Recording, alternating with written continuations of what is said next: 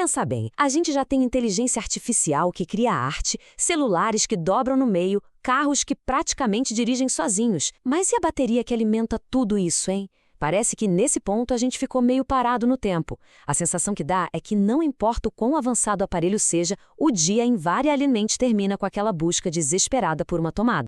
Pois é, essa é a grande pergunta que a gente vai tentar responder aqui. Porque justamente a tecnologia que move todo o resto parece que avança em câmera lenta. A resposta, olha, está escondida lá dentro, na química bem complexa dessas caixinhas de energia. Ok, vamos mergulhar nisso. Para a gente entender esse gargalo, essa imagem aqui é simplesmente perfeita. Do lado esquerdo, a gente vê o crescimento dos processadores, que é exponencial. É a famosa lei de Moore, sabe? A capacidade dobra a cada 2 anos, uma loucura. Agora, olha para o lado direito.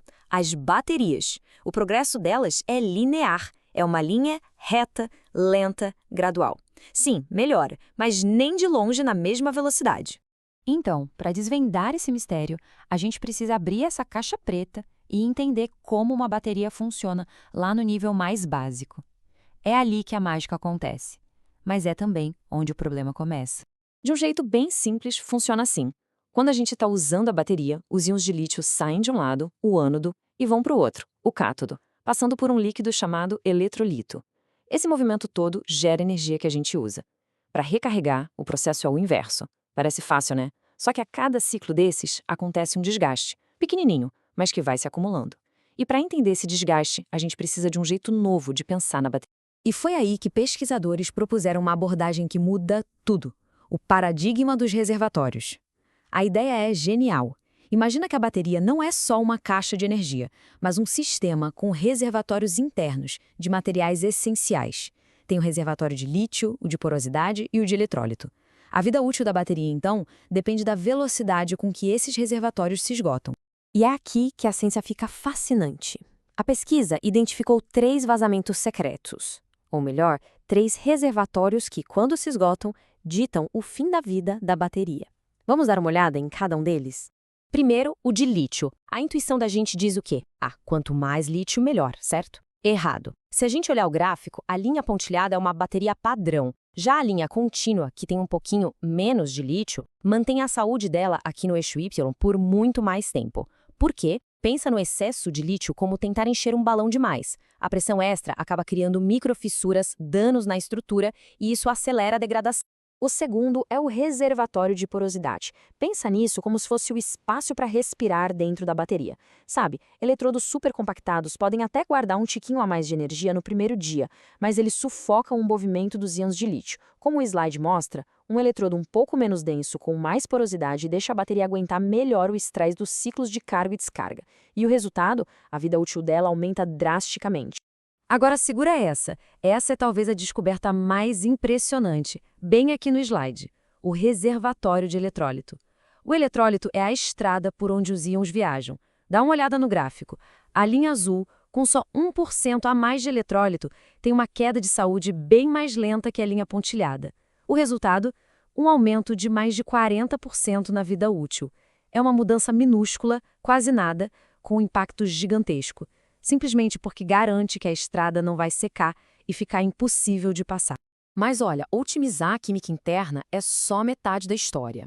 Para a gente entender o cenário completo, a gente precisa se afastar um pouco e olhar para o custo global da energia que a gente consome. O ciclo de vida de uma bateria, como a gente vê aqui, vai muito além do tempo que ela passa no nosso aparelho. Começa com uma extração bem agressiva de materiais da terra, passa pela fabricação industrial, vai para os nossos aparelhos e termina numa encruzilhada. Vira lixo ou renasce. E cada uma dessas fases tem um custo. Vamos focar na extração por um instante. Os números são alarmantes. Para produzir uma única tonelada de lítio, são necessários mais de 400 mil litros de água. Isso é o suficiente para encher uma piscina olímpica pequena e geralmente acontece em regiões desérticas. O níquel, por outro lado, tem uma pegada de carbono altíssima.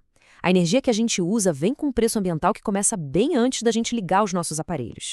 Ok, diante desses desafios todos, tanto internos quanto externos, a solução não é só fazer baterias com mais energia, mas sim baterias mais inteligentes, mais duradouras, e aquele conceito dos reservatórios nos dá um mapa para chegar lá. E aqui está a grande virada da história.